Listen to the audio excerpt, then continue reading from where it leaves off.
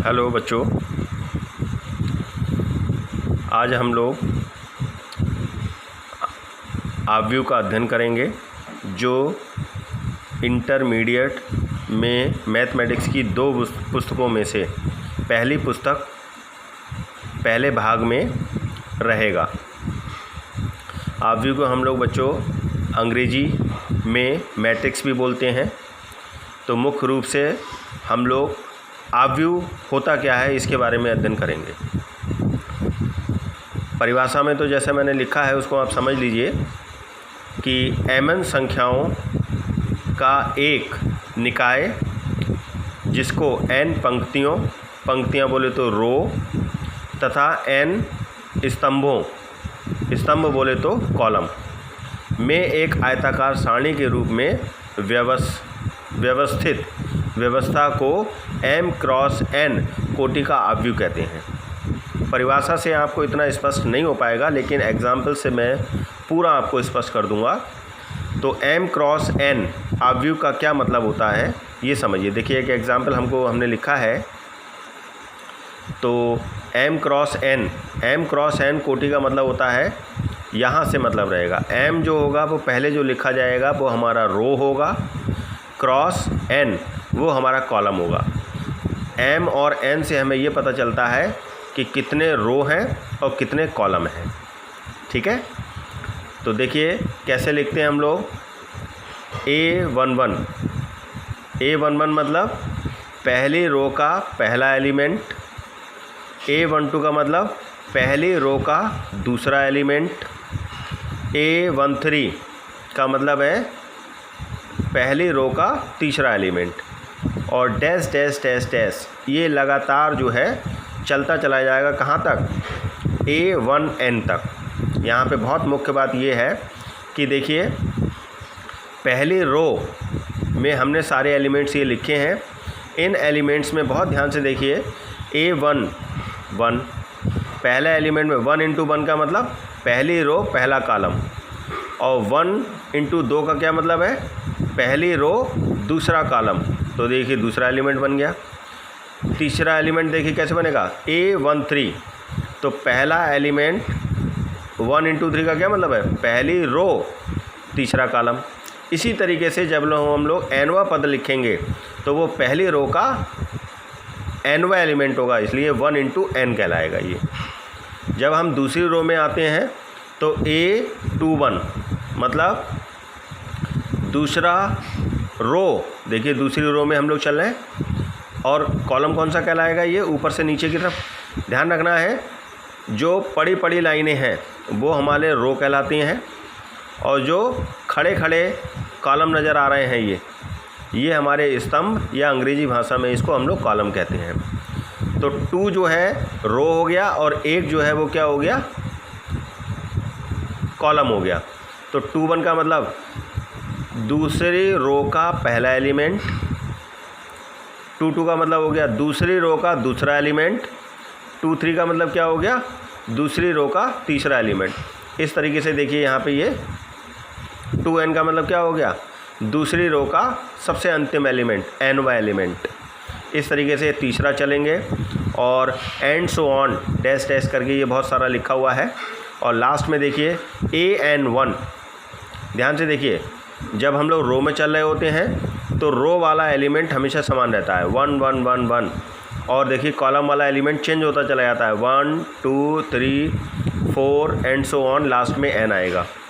ठीक है, इसी तरीके से यहाँ देखिए दूसरी रो में देखिए 2 समान है सब में, पहला वाला और बाद वाला एलिमेंट 1 2 3 इस तरीके से चेंज।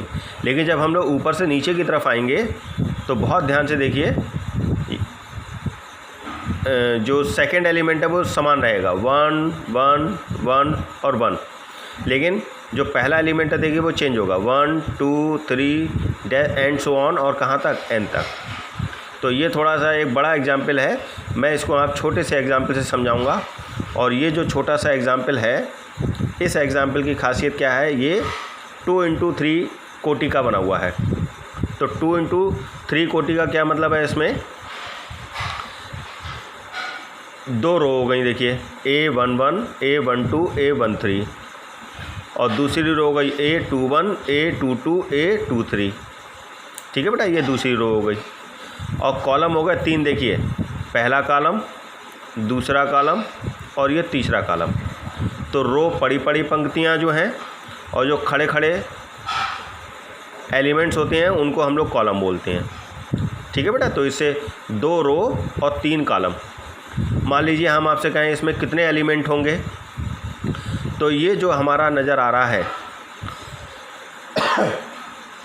2 × 3 जिसको हम लोग कोटि बोल रहे हैं, इसको आप मल्टीप्लाई कर लीजिए तो 2 3 6 होते हैं। तो इस प्रकार से ये जो हमारा आव्यूह है, इस आव्यूह में कुल संख्या कितनी होगी? 6 होगी। देखो ये देखिए 1 2 3 4 5 6। क्लियर। अब बच्चों हम लोग आव्यूह का निर्माण करेंगे और आव्यूह का निर्माण करने के लिए हम लोग देखिए 2 × 2 कोटि के आव्यूह का निर्माण करना सीखेंगे। हालांकि किसी भी तरह के आव्यूह का हम लोग निर्माण कर सकते हैं। तो एक एग्जाम्पल मैंने यहाँ लिखा है कि AIJ बराबर I + J का होल स्क्वायर बटे 2। तो सबसे पहले हम लोग A बराबर AIJ से मुख्य रूप से हम लोग पहले एक सारणी डेवलप कर लेंगे। मैंने बोला 2 × 2 आव्यूह बनाना है। 2 × 2 का मतलब क्या है? 2 रो होनी चाहिए और 2 ही कॉलम होने चाहिए। तो देखिए 2 रो हो गई आपकी और 2 कॉलम हो गए। और 2 रो 2 कॉलम से A11 A12 पहली रो के 2 एलिमेंट हो गए, A21 A22 ये 2 एलिमेंट हो गए। क्लियर बेटा। इस तरीके से हम लोग आगे भी बढ़ा सकते हैं, बशर्ते ये जो कोटि है, ये जो हमारी कोटि है 2 × 2, ये हमें बताएगी हमें कितने एलिमेंट्स इसमें रखने हैं। तो A11 देखिए कैसे निकालेंगे। यहाँ देखिए लिखा है IJ। तो IJ का मतलब है I जो है वो कॉलम को रो को रिप्रेजेंट कर रहा है और J जो है वो कॉलम को रिप्रेजेंट कर रहा है। तो A11 का मतलब है I की जगह 1 लगाइए और J की जगह 1 लगाइए, तो 1 + 1 करेंगे और उसका होल स्क्वायर, जैसा कि ये फार्मूले में लिखा हुआ है। तो ये देखिए 4/2 = कितना हो गया? 2 हो गया। तो A11 की जगह देखिए कितना एलिमेंट आ गया? 2। फिर हम लोग A12, तो I की जगह 2 और J की जगह I की जगह 1 और J की जगह 2। तो ये हो गया 1 + 2 का होल स्क्वायर। तो ये हो जाएगा तुम्हारा, ऊपर हो जाएगा 3 का स्क्वायर हो जाएगा 9/2। ठीक है बेटा। इस तरीके से हमें आगे बढ़ना है। और A21 का क्या मतलब है? I की जगह देखिए 2 हो गया, J की जगह 1 हो गया, तो 2 + 1 का होल स्क्वायर अपॉन 2, ये भी 9/2 हो गया। और A22 का मतलब हो गया 2 + 2 का होल स्क्वायर दैट इज़ 4, 4 का स्क्वायर हो गया 16/2 दैट इज़ 8। क्लियर बेटा। ये इंपॉर्टेंट पार्ट हो गया। और ये देखिए चारों एलिमेंट मैंने A11 की जगह 2, A12 की जगह हमने 9/2 यहाँ से निकाल के, और A21 की जगह 9/2 और A22 की जगह हमने 4, ये वैल्यू हमने यहाँ पुट कर दी। ये हमारा फाइनली 2 × 2 का क्या आ गया? मैट्रिक्स आ गया। अब बच्चों जो समझने की बात है वो ये है कि एक मैंने एग्जाम्पल दिया है, इसको आप घर पे ट्राई करेंगे। AIJ और वो हमारा कोटि 2 मतलब 2 × 2 ही रखनी है हमको। इसी तरीके से AIJ = I/J करके भी मैट्रिक्स का निर्माण करना है और वो मैट्रिक्स भी 2 × 2 की ही बनानी है। सबसे इम्पॉर्टेंट पार्ट बेटा इसका ये है कि हम लोग क्या करते हैं, 2 आव्यूह तभी बराबर हो सकते हैं जब उनकी कोटि समान हो। कोटि का आपको विशेष रूप से ध्यान रखना है। यहाँ देखिए मैंने x और y z की वैल्यू हमें फाइंड करनी है। एग्जाम्पल है ये, और ध्यान से देखिए इसमें देखिए first row, second row, first column, second column, तो 2 रो हो गए इसमें और 2 ही कॉलम हो गए। इधर भी देखिए 2 रो और 2 कॉलम हो गए 2 × 2।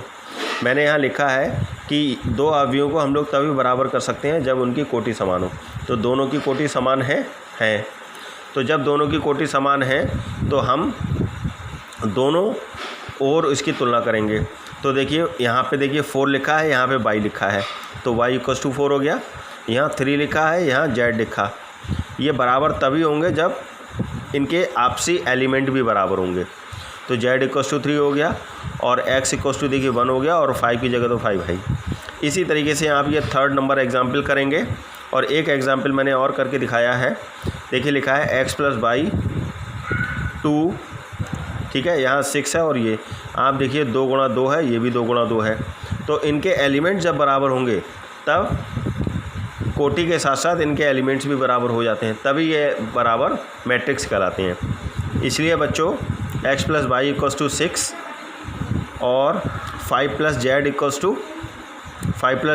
देखो 5 आएगा और x y = कितना आएगा 8। तो x + y = 6 में हम लोग y = 6 - x कर लेंगे। इस y की वैल्यू हम लोग यहाँ लगा देंगे, यहाँ देखिए लगा दिया। तो x × 6 - x = 8। तो इसको हम लोग हल कर लेंगे आगे। तो ये हो जाएगा तुम्हारा, ये हो जाएगा 6x - x² = कितना 8। तो ये 0 हो जाएगा इधर साइड में और ये हो जाएगा 8 + x² - 6x। इस तरीके से ये x² माइनस का 4x - 2x + 8 = 0। तो इस तरीके से ये एक द्विघात समीकरण बन जाएगी और इस द्विघात समीकरण को आप लोग हल कर लेंगे, उससे हमारी x की वैल्यू प्राप्त हो जाएंगी।